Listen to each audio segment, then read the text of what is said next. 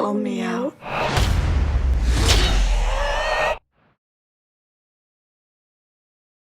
We all kind of grew up with those movies, and I'm sure some of that was in my head somewhere. It was less a cinematic inspiration and more just a kind of personal, a personal place.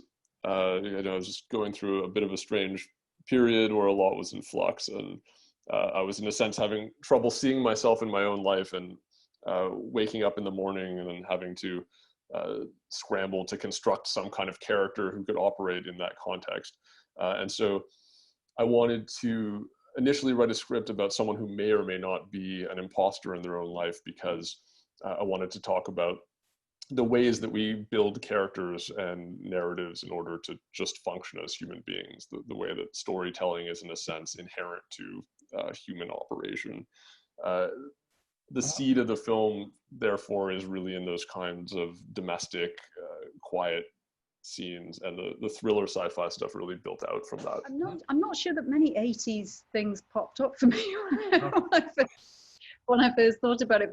But having said that, and I'm sure Chris will echo this, having worked with Brandon, he has a sort of brilliant ability to bring certainly technology from the 80s specifically and modern technology together to create some really extraordinary images. So in that sense, when we started filming it, absolutely made me think of that.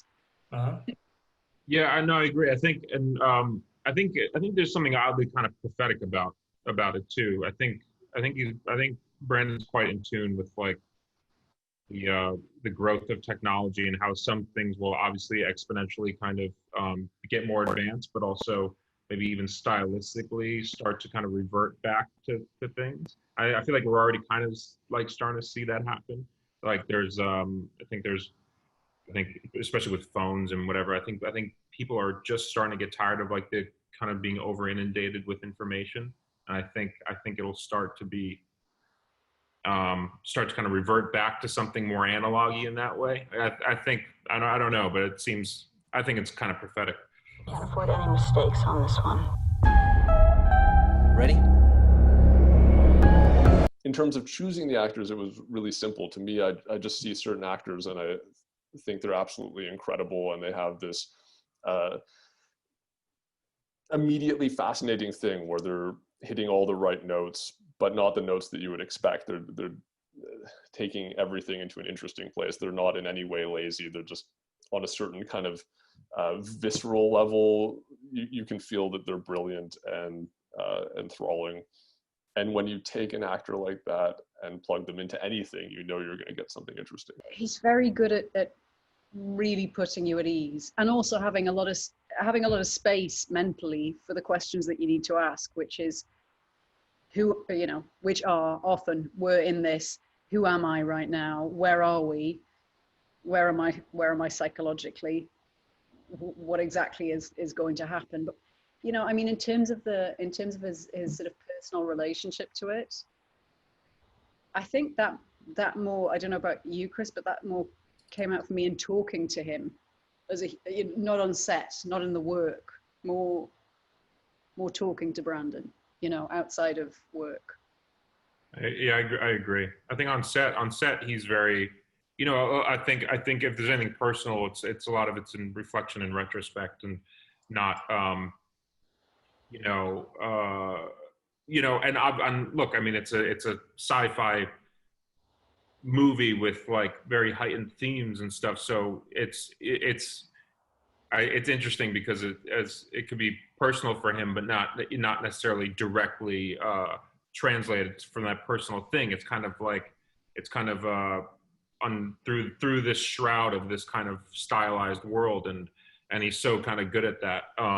But yeah, no, on set, I think he's very open and collaborative. Oh, hi, darling. How was your trip? Dull. Extraordinarily dull. It was at its core about the way that we behave as people, and so I wanted it to be relatable. The same with the sci-fi elements. I didn't want it to be something set very, very far into the future where it wouldn't feel like our own world. The science fiction is very much metaphorical rather than predictive, and it's not meant to it's not meant to be a Black Mirror episode where it's set just around the corner and it is reality. It's meant to be a little bit stranger so that that stuff can really just talk about who we are right now, if that makes sense. What is interesting is like more so the idea, it's the idea of kind of like the breakdown of one's psyche and kind of the, you know, I like to think that like a way to kind of play this part too is to relate it to, you know, real life, certain mental illnesses, you know, and like how, you know, I mean, I don't know whether it's schizophrenia or you know, some sort of multiple personality disorder, you know what I mean? Like, so there's a real version of someone behaving this way without it having to be sci-fi, you know? So I think that was kind of like a fun way to kind of look at it.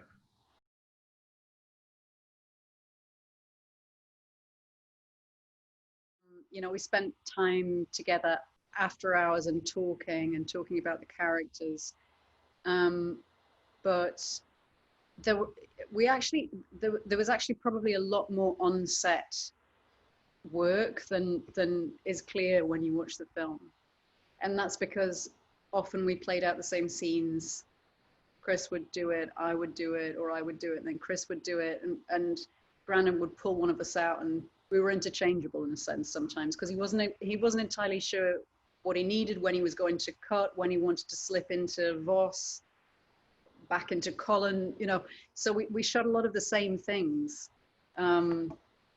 just standing very close to one, you know, side by side. And that's where most of our work lay, actually on set. Can we help you? Finish this. People do have a very strong reaction to the violence at times, and I think part of it is because it's practical, because more and more practical effects are being abandoned, and even when it comes to basic action sequences, there's a lot of digital squibs, and to me, if you do things practically, they have a certain weight to them and a certain texture to them on screen. You know, certainly I'm not against computer effects. Early on in the process, we had some discussions about, you know, would there be some sort of formal method to getting there? Did we want to do particular rehearsals, or did they want to be watching each other's scenes on camera or on set? And, you know, did one of them want to take the lead and mimic the other one? There's a bit of a rabbit hole that we could go down trying to figure out how to do it, but in practice it was way more organic than that. I had ideas about how the character would overlap and the things that they could both be doing. They had their own ideas that they brought that we discussed.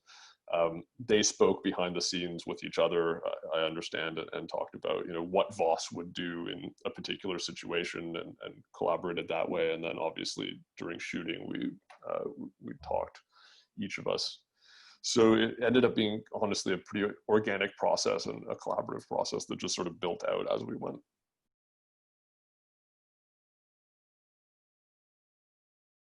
To be honest, when I got into filmmaking, obviously I knew that that was inescapable. Even when I was working purely as a visual artist, there were people trying to draw comparisons between my drawings and my father's films. And so that was to be expected. When I'm working, I just ignore it, really. I mean, all of my films are just honest expressions of my own interests and creative impulses. And I think to do anything else would ruin it for me, because I would suddenly be working only in relation to his career, and that's to me doesn't have any artistic value or interest. So That small thought, it's all it takes to lose control.